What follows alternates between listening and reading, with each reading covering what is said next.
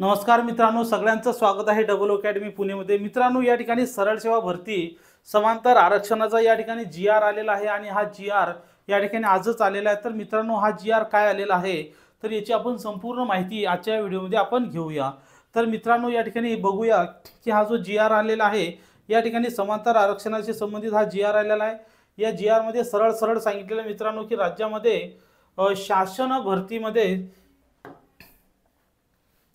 राज्यामध्ये शासन सरळ सेवा पदभरतीमध्ये समांतर आरक्षणाची काटेकोर अंमलबजावणी करण्याबाबत या ठिकाणी हा जी-आर आलेला आहे। लक्षात ठेवा, हा जी-आर 25 जानेवारी 2024 म्हणजे या ठिकाणी आजच्याच तारखेचा हा जी-आर आलेला आपल्या समोर।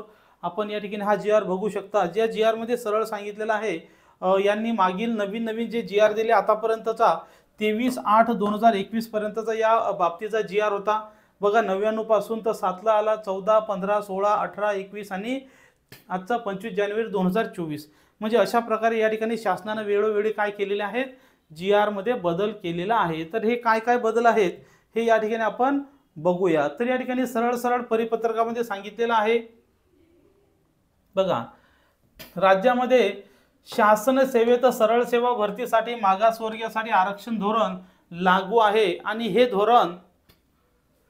धोरण आरक्षण सामाजिक आरक्षण असून त्याला उभे आरक्षण म्हणजेच काय व्हर्टिकल रिझर्वेशन काय म्हटलं आहे, व्हर्टिकल रिझर्वेशन म्हटलेलं आहे। त्याचप्रमाणे काही विशेष घटकांना सुद्धा आरक्षण ठेवण्यात आलेले आहेत, त्याला समांतर आरक्षण किंवा आडवे आरक्षण असं म्हटलं जातं बघा। व्हर्टिकल आरक्षण की ज्या ठिकाणी तुम्हाला कास्टनुसार असते, कास्टनुसार म्हणजे एससी एसटी ओबीसी या आपण काय म्हणतो व्हर्टिकल आरक्षण म्हणतो। आणि त्या व्हर्टिकल आरक्षणामध्ये सुद्धा आडवं आरक्षण, उदाहरणार्थ महिला असतील, अपंग असतील, खेळाडू असतील, तर हे आडवं आरक्षण सुद्धा त्या ठिकाणी आहे। तर ते आडवं आरक्षण या ठिकाणी ठेवायचं असं म्हटलं जातं। सद्यस्थितीमध्ये राज्यामध्ये शासन सेवेत सरळ सेवा भरतीसाठी असलेलं सामाजिक आणि समांतर आरक्षणाची टक्केवारी खालील प्रमाणे आहे। म्हणजे या ठिकाणी बघा, सामाजिक आरक्षण म्हणजे उभं आरक्षण आणि समांतर आरक्षण म्हणजे आडवं आरक्षण। लक्षात ठेवा, उभं आरक्षण म्हणजे जे जातीनुसार असेल ते उभं आरक्षण आणि आडवं आरक्षण म्हणजे महिला माझी उदाहरणार्थ 50 जागा या ठिकाणी आहेत, उदाहरणार्थ एससीला 50 जागा आहेत, मग महिलाला 33%, माजी सैनिक। तर हे सगळं या ठिकाणी आपण पाहणार आहे की समांतर आरक्षण किती असते आणि हे सगळं आरक्षण उडून जे अराखीव राहते जनरल त्यांना आपण पाहणार आहे। तर हे आरक्षण अशा प्रकारे आहे, यांनी पुढे काही बदल दिलेले आहेत, हे संपूर्ण बदल आपण या ठिकाणी समजून घेणं आवश्यक आहे बघा। सध्या पहिले सामाजिक आरक्षण या ठिकाणी बघूया। सामाजिक आरक्षण जर म्हणसाल तर अनुसूचित जाती हे 13% आहे, नंतर अनुसूचित जमाती 7% दिलेले आहे। आता किती, अनुसूचित जाती 13%, अनुसूचित जमाती 7%, विमुक्त जाती अ 3% आणि भटक्या जमाती ब गट NTB 2.5% आहे, भटक्या जमाती क 3.5% आणि भटक्या जमाती ड 2% या ठिकाणी आरक्षण आहे। तर NT ग्रुपमध्ये सर्वात जास्त आरक्षण कशासाठी आहे तर NTC साठी आहे आणि सर्वात कमी आरक्षण कशासाठी आहे तर NTD साठी आहे। नंतर या ठिकाणी विशेष मागास प्रवर्गासाठी 2% आरक्षण आणि ओबीसी साठी या ठिकाणी 19% आरक्षण आहे। किती, ओबीसी आणि आर्थिक दृष्ट्या दुर्बल घटकासाठी 10% आरक्षण आणि खुला किंवा अराखीव प्रवर्गासाठी 38% आरक्षण आहे। किती टक्के आरक्षण आहे, 38%। हे मात्र उभं आरक्षण झालं। म्हणजे कोणत्या जातीसाठी किती, तर असे एकूण किती जाता झाल्या, 9 जाती किंवा 9 प्रवर्ग या ठिकाणी झालेले आहेत। आता समांतर आरक्षण किंवा आडवं आरक्षण बघा। आता या ठिकाणी आडवं आरक्षण आहे, महिला जर 100 जागा असतील तर त्यातल्या 30 जागा महिलेसाठी असतील, त्या 100 पैकी 15 जागा ह्या माजी सैनिक आणि यांना असतील फक्त गट क आणि गट ड च्या पदावर, म्हणजे गट अ गट ब मध्ये या ठिकाणी त्यांना रिझर्वेशन नसतं। नंतर दिव्यांग गटासाठी 4% आरक्षण आहे, खेळाडूसाठी 5% आरक्षण आहे, प्रकल्पग्रस्त यांना 5% आरक्षण आहे आणि भूकंपग्रस्त 2% आरक्षण आहे आणि पदवीधर अंशकालीन फक्त गट क गट ड 10% आरक्षण आहे आणि अनाथ यांना किती 1% आरक्षण आहे। म्हणजे मित्रांनो, जर तुम्ही महिला नसाल, माजी सैनिक नसाल, दिव्यांग नसाल, खेळाडू नसाल, प्रकल्पग्रस्त नसाल, भूकंपग्रस्त नसाल, पदवीधर नसाल आणि अनाथ नसाल तर तुम्हाला किती टक्के आरक्षण आहे, फक्त 28% आरक्षण आहे। म्हणजे जो व्यक्ती काहीच नाही आहे, ना अपंग आहे, ना भूकंप, ना धरणग्रस्त, म्हणजे ज्याला आपण काय म्हणतो जनरल गट, काय म्हणतो जनरल गटासाठी मित्रांनो 72 म्हणजे या ठिकाणी 28% आरक्षण कशासाठी आहे, जनरल गटासाठी या ठिकाणी आहे. म्हणजे या ठिकाणी 100 जर जागा निघल्या तर ज्या व्यक्तीला कुठलंच रिझर्वेशन नाही अशा व्यक्तीसाठी 28 जागा रिझर्व असू शकतात. तर असं या ठिकाणी उभा आणि आडवं आरक्षण शिकलं आलं आहे. तर या ठिकाणी सध्या आपल्याला माहित आहे निकाल चालू आहेत. वेगवेगळ्या निकालानुसार या ठिकाणी आरक्षणाबाबत काही महत्त्वाच्या याचिका आपल्या कोर्टामध्ये जाहीर झालेल्या आहेत. तर त्याबद्दल या ठिकाणी संपूर्ण माहिती घेतलेली आहे, ज्याच्यामध्ये माननीय उच्च न्यायालय मुंबई खंडपीठ औरंगाबाद यांनी रीट याचिका क्रमांक टाकली असून सर्वोच्च न्यायालयानं अनिल कुमार गुप्ता विरुद्ध उत्तर प्रदेश राज्य आणि इतर प्रकरणी दिलेल्या निर्णयानुसार अनुसरून समांतर आरक्षणाबाबत मार्गदर्शक सूचना निर्गमित करण्याचे आदेश दिले होते. त्यासाठी रोजी समांतर आरक्षण कप्पीकृत केलं होतं आणि त्या ठिकाणी कंपॅरेटिव्ह हॉरिझॉन्टल रिझर्वेशन धोरण लागू करण्यात आले. त्यानंतर संदर्भ क्रमांक 2 संदर्भ क्रमांक 3 या ठिकाणी दिव्यांग अपंग व महिला बालविकास विभागाच्या संदर्भ क्रमांक 3 नुसार अनाथ या घटकामध्ये 2021 ला अनाथ यांना त्या ठिकाणी आरक्षण लागू केलेलं आहे. नंतर या ठिकाणी मित्रांनो इतर जी.आर पाहण्याच्या अगोदर सर्वांना या ठिकाणी 26 जानेवारीच्या हार्दिक हार्दिक शुभेच्छा. मित्रांनो 26 जानेवारी निमित्त आपण आरक्षणात काय बदल झाले ते बघणार आहोत. 26 जानेवारी निमित्त डबल अकॅडमी पुणे यांच्यातर्फे मित्रांनो तुम्हाला ऑफर देण्यात आलेली आहे, ज्याच्यामध्ये जिल्हा न्यायालय भरती टेस्ट सिरीज 11 रुपये, कारागृह विभाग टेस्ट सिरीज 11 रुपये, पुरवठा निरीक्षक टेस्ट सिरीज 11 रुपये, DMER नागपूर टेस्ट सिरीज 11 रुपये आणि आदिवासी विकास भरती जे या ठिकाणी आहे त्यांना 11 रुपयामध्ये टेस्ट सिरीज तुम्हाला दिलेल्या आहे. तसंच पोलीस भरती सुद्धा टेस्ट सिरीज 11 रुपयात तुम्हाला अवेलेबल करणार आहेत. आणि ज्या बॅच मित्रांनो ओरिजिनल प्राइस जिल्हा न्यायालय भरतीची 1500 रुपयाची बॅच फक्त 500 रुपयात आहे. ही ऑफर फक्त 27 जानेवारी 2024 पर्यंत आहे. नंतर कारागृह विभागाची बॅच या ठिकाणी फक्त 500 रुपये आहे. नंतर पुरवठा निरीक्षक जी 999 ची बॅच होती 500 रुपये, DMER नागपूरसाठी जी बॅच 999 होती ती 500 रुपये आणि आदिवासी विभागाची 1500 रुपयाची बॅच 500 रुपयामध्ये या ठिकाणी आपण ऑफरच्या स्वरूपात दिलेल्या. तुमच्या समोर जो नंबर आहे स्क्रीनवर त्या नंबरवर कॉल करून तुम्ही ती बॅचेस तुम्ही जॉईन करू शकता. त्यासाठी double academy Pune app download करायचं आहे, ज्याच्यामध्ये तुम्हाला लाईव्ह क्लास, रेकॉर्डेड लेक्चर आहेत, टेस्ट सिरीज आहेत, नोट्स आहेत, ई बुक आहेत, सर्व गोष्टी फ्री ऑफ कॉस्ट दिलेल्या आहेत. तर त्या बॅच जॉईन करण्यासाठी तुम्ही डबल अकॅडमी पुणे नावाचं ॲप डाउनलोड करायचं आहे. डबल अकॅडमी पुणे नावाचं तुम्ही ॲप डाउनलोड करायचं आणि त्या ठिकाणी बॅचेस काय जॉईन करायच्या आहेत. तर मित्रांनो पुढचं आरक्षणाचं या ठिकाणी आपण बघूया की यांनी काय GR दिलेला आहे आणि काय माहिती विचारलेली आहे. बघा, तर समांतर आरक्षण धोरणाची कार्यपद्धती परत 2014, 18, 2016 विशेष आरक्षण धोरण या ठिकाणी लागू केलं होतं. नंतर महिला आणि अनाथ आरक्षण महिला बाल विकास विभाग, नंतर खेळाडू आरक्षण जे आहे ते शालेय शिक्षण आणि क्रीडा विभाग यांच्या मार्फत देण्यात आलेला आहे. तर या ठिकाणी संदर्भ क्रमांक 1 येथील शासन निर्णयातील समांतर आरक्षणाची पदे भरण्यासाठी पदे निश्चित करताना तसेच भरतीची जाहिरात देताना त्या जाहिरातीमध्ये केवळ सामाजिक आरक्षणाची, लक्षात ठेवा, केवळ सामाजिक आरक्षणाची पदसंख्याच नमूद न करता सामाजिक आरक्षणाच्या प्रत्येक प्रवर्गामध्ये उभे आरक्षण जसं की अनुसूचित जाती जमाती, विमुक्त NTB, NTC, NTD, SBC, OBC, EWS आणि खुला किंवा अराखीव प्रवर्ग, तसंच विशेष आरक्षणानुसार येणाऱ्या राखीव पदाची संख्या सुद्धा निर्देशित करण्याबाबत स्पष्ट नमूद केलं आहे. तसेच सर्व नियुक्ती प्राधिकारी यांनी सदर कार्यपद्धतीनुसार कारवाई करण्याबाबत सूचना देण्यात आलेल्या आहेत. नंतर या ठिकाणी महाराष्ट्र लोकसेवा आयोग अथवा दुय्यम निवड मंडळ अथवा नियुक्ती प्राधिकाऱ्यामार्फत विविध कार्यपद्धतीचं राबवण्यात येणाऱ्या सरळशा भरती प्रक्रियेसाठी मागणी पत्रात सामाजिक आरक्षणाची निश्चिती योग्य प्रकारे करण्यात आलेली आहे किंवा कसे याबाबत त्यांनी मागासवर्ग कक्षाकडून तपासणी करण्यात येते. सामाजिक आरक्षण निश्चित नंतर बघा सगळ्यात पहिले काय आहे, पहिले आहे सामाजिक आरक्षण निश्चित होते की कोणत्या कास्टला किती जागा आहेत.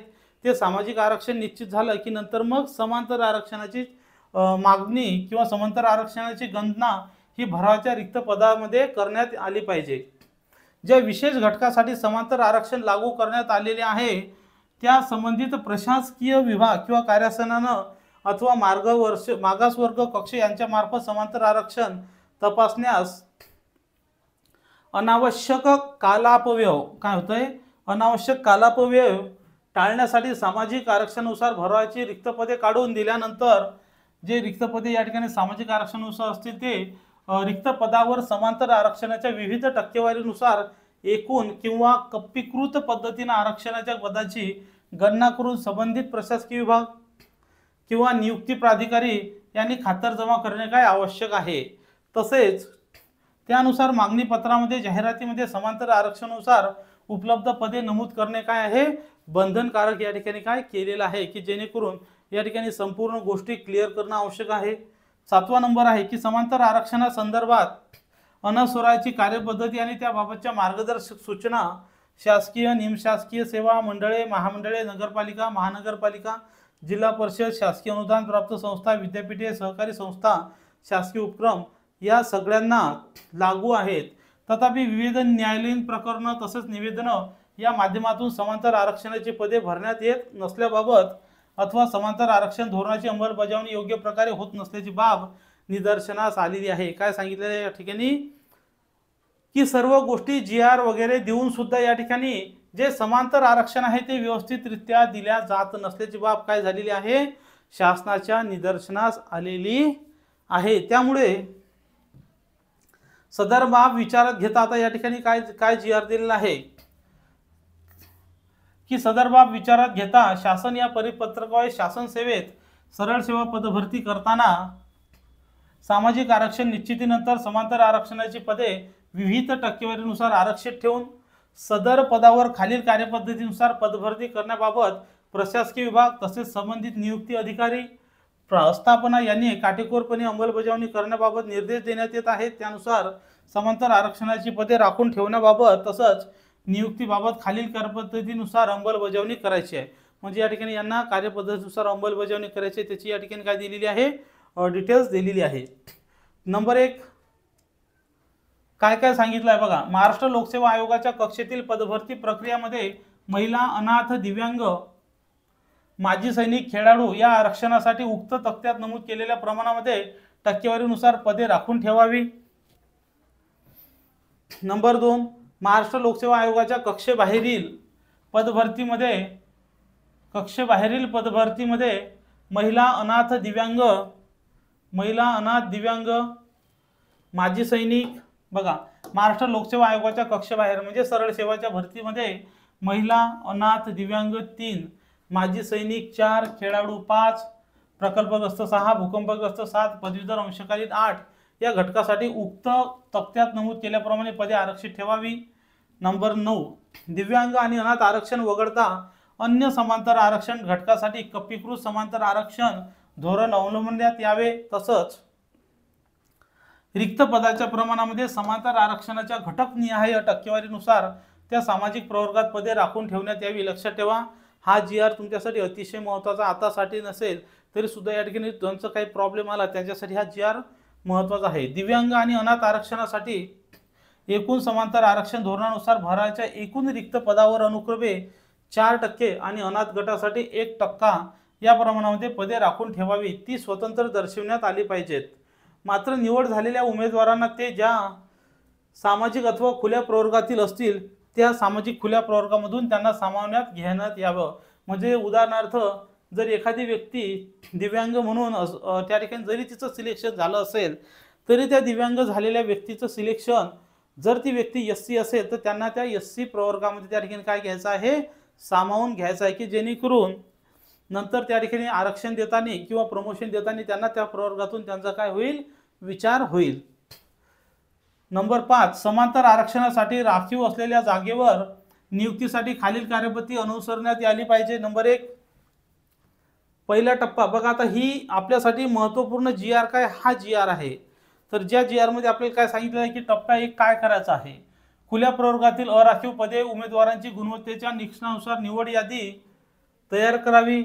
या यादीत खुल्या प्रवर्गात गुणवत्तेच्या आधारावर मागासवर्गीय उमेदवाराचाही अनुसूचित जाती अनुसूचित जमाती विमुक्त जाती भजप OBC EWS समावेश होईल। लक्षात ठेवा पहिले काय आहे पहिले यादी कोणती तयार होईल पहिले यादी खुल्या प्रवर्गाची तयार होईल आणि खुल्या प्रवर्गामध्ये वरचे जेवढे भी लोक त्या ठिकाणी असतील ते सगळे लोक त्याच्यामध्ये ऍड करण्यात यावे आणि या यादीमध्ये समांतर आरक्षणानुसार उमेदवारांची संख्या पर्याप्त असेल तर कोणताही प्रश्न उद्भवणार नाही आणि त्यानुसार पदे भरावीत।